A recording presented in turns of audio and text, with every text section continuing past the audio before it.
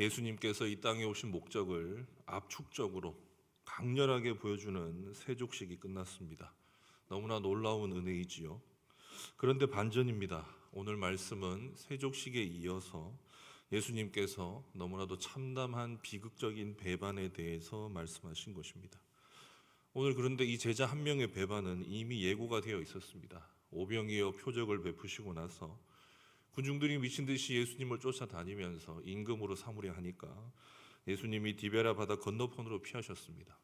사람들이 배를 타고 따라왔죠. 예수님이 거기에서 오병이어 표적이 가리키는 예수님이 하늘로부터 내려온 생명의 떡이라고 말씀을 전하니까 사람들이 열정이 식어버립니다. 그리고 사람들이 모두 떠나가죠. 그때 예수님을 열렬하게 따르던 제자들 중에 많은 사람도 떠나갑니다. 기적신앙이라는 게 이렇게 위태로운 거예요. 그때 예수님께서 12제자에게 이렇게 말씀하십니다. 너희도 떠나가겠느냐? 그러면서 너희 중에서 한 사람은 막이니라 라고 이미 제자 중 한 명의 배반을 예고했습니다. 그러나 아직 그때는 때가 이르지 아니하였습니다. 예수님께서 영광 받으실 때가 아직까지 미래였기 때문에. 그러나 이제는 예수님께서 영광 받으실 때가 임박했기에 예수님은 그 고통스러운 배반에 대해서 말씀하시는 것이죠. 예수님은 내 떡을 먹은 자가 내 발꿈치를 들었다는 시편 41편 9절 말씀을 인용하십니다. 다윗의 식탁에서 함께 밥을 먹던 다윗의 친구와 같은 신하 아히도벨의 배신이 그 내용이죠. 압살롬에게 대낮에 예루살렘에 남겨진 다윗의 후궁들을 옥상에서 범하라고 간악한 제안을 했던 자입니다. 결국 도망쳐서 자기 고향에서 몽배나라 죽고 말았죠. 예수님은 이 말씀 그대로 예수님과 함께 동고동락했던 제자 중 한 명이 자신을 배반하게 될 것이라고 말씀한 것이죠. 그렇다면 예수님께서 이 비극적인 사건에 대해서 미리 말씀해 주시는 이유가 무엇입니까? 첫 번째는 19절입니다. 이 일이 일어날 때에 내가 그인 줄 너희가 알게 하려 합니다. 예수님께서는요, 이 비극적인 사건을 감당하지 못할 제자들을 그들의 믿음을 북돋우기 위하여 이 일에 대해서 미리 말씀해 주십니다. 예수님께서 아끼던 제자에게 배신을 당해서 십자가에서 처참하게 죽임을 당합니다. 그때 제자들이 그 사건을 겪고 충격이 얼마나 크겠습니까? 소경과 병어리를 고치고 거친 바다를 잠잠케 하시고 귀신을 말 한마디로 내어 쫓던 그분, 죽은 나사로를 말씀으로 무덤에서 살아나게 하신 메시아께서 더러운 십자가 형틀에서 죽음을 당하시는 걸 바라보는 제자들이 얼마나 그들의 마음이 힘들었겠습니까? 예수님은 창세 이래로 그 누구도 상상조차 할 수 없었던 십자가 사건으로 제자들이 도망칠 것을 미리 알고 계셨던 것입니다. 그래서 예수님은 그들의 믿음을 붙드시기 위하여, 그들의 믿음을 보존하시기 위하여 친히 이 사건에 대해서 미리 알려주고 계신 것이죠. 그 사건이 있고 난 이후에 제자들은 내가 그인 줄 알리라.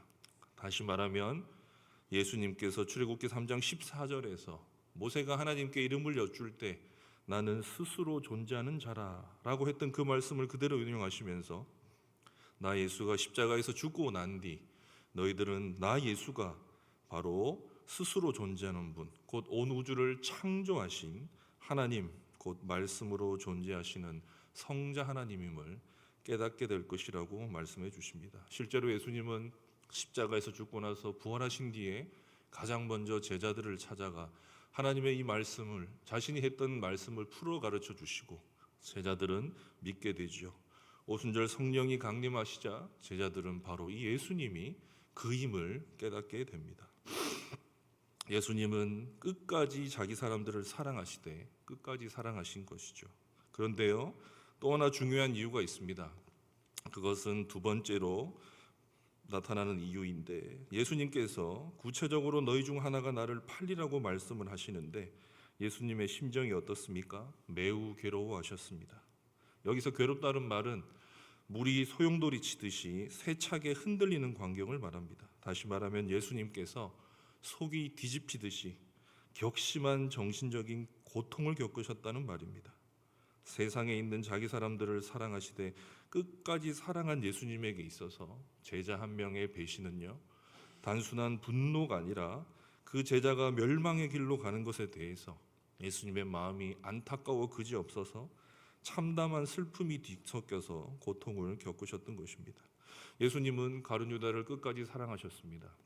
식사 광경에서도 알 수가 있어요. 사랑하는 제자 요한이 예수님을 팔자가 누구인지 물으니까 예수님께서 떡 한 조각을 이렇게 적셔서 유다에게 주었습니다. 예수님 바로 곁에 유다가 있었다는 것이죠.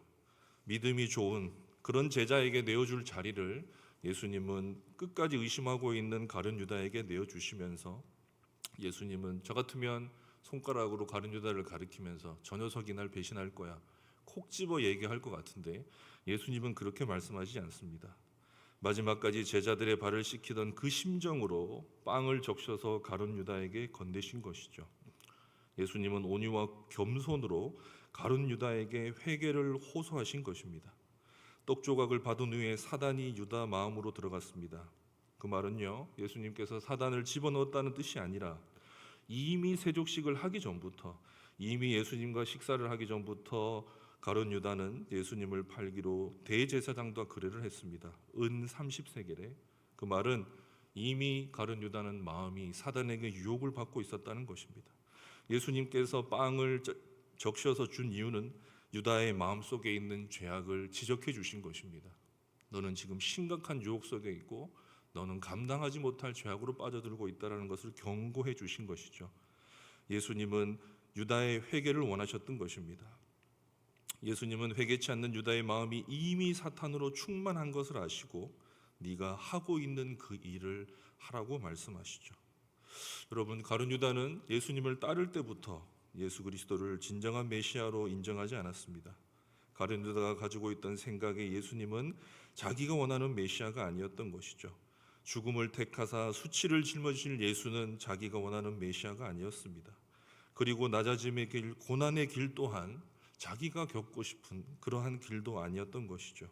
그리하여 유다는 당시에 율법이 명하는 바 노예 한 명의 목숨값에 해당되는 은 30세겔로 예수님을 팔아 넘기고 만 것입니다. 그럼에도 불구하고 예수님은요, 끝까지 제자를 사랑하여 그의 회개를 원하셨던 것이죠.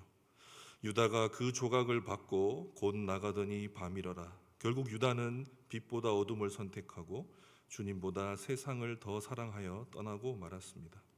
그런데 예수님의 품에 안겨 있는 다른 제자 한 명이 있습니다.